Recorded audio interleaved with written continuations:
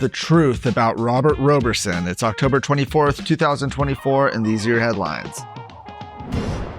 Attorney General Ken Paxton is setting the record straight on the facts surrounding convicted child murderer Robert Roberson amid a push by anti-death penalty advocates to spare him the death penalty and jail time altogether.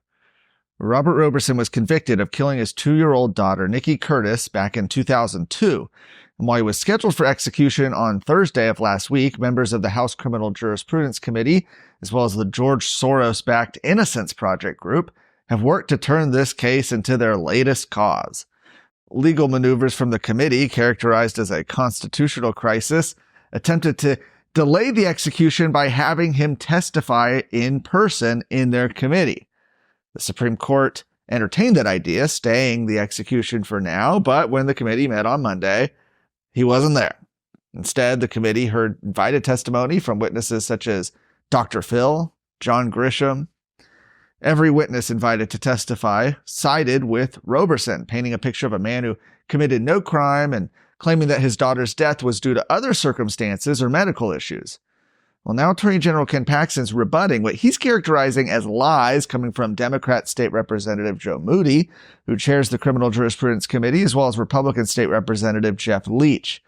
In a report released yesterday, Attorney General Paxton went into gruesome detail about the fatal injuries sustained by Nikki at the hands of her father. While Roberson's proponents have attempted to say that he was convicted based on junk science related to shaken baby syndrome, Paxton says that's not the case. The medical examiner showed blunt force trauma. I'm not going to go into all the details here. You can see the full report on our website.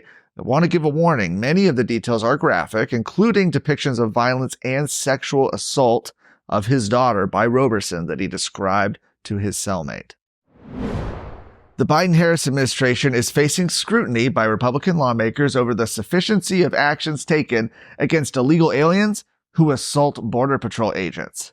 Representative Andy Biggs out of Arizona has led 7 congressmen into sending a letter to U.S. Attorney General Merrick Garland asking what steps the administration has taken to curb and prosecute assaults of federal agents. That's after a recent report described a Border Patrol agent who was bit in the face by an illegal alien when the agent was attempting to detain a group that had crossed into the New Mexico border. The report stated that the illegal alien who bit the agent was arrested and then taken to the hospital, and that the agent sustained non-life-threatening injuries. The illegal alien that attacked the agent has been charged with assault of a federal agent. Other U.S. Customs and Border Protection agents have said they've experienced similar assaults, like the one just explained, almost every night while on duty, including being rushed by large groups of illegal aliens, with many punching and kicking the agents. Many of these agents have stated that the illegal aliens who assault them and others are not prosecuted or are only prosecuted for illegal entry. In one instance, an agent was pulled off his horse, which resulted in both him and the alien getting injured. The illegal alien was only prosecuted for illegal entry and not the assault. America is at a crossroads. Now, more than ever, Texas must step up and lead the country. We don't have time to mess around. The only way to save America is with a strong Texas.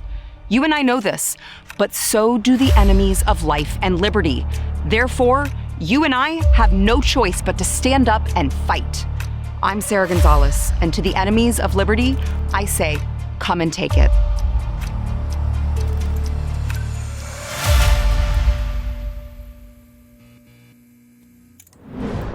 Governor Greg Abbott is characterizing Texas as America's jobs engine after new data shows that the state is leading the country with over 320,000 jobs created in the past year.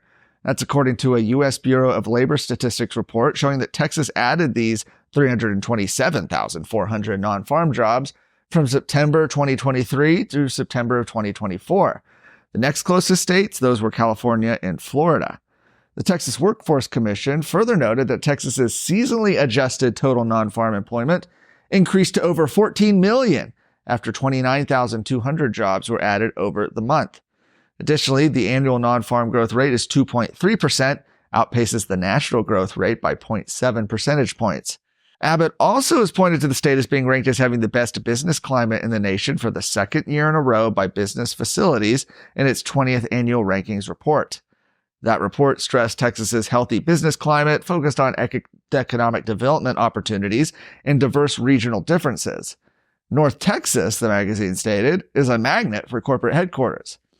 And among some of the recent announcements of companies moving into the Lone Star State are Elon Musk's $8 million expansion of Starlink, that's a satellite company, a new $69 million warehouse and distribution operation by Continental Tire in Fort Worth, and Highland Dairy Foods' $100 million expansion of a manufacturing plant in Tyler.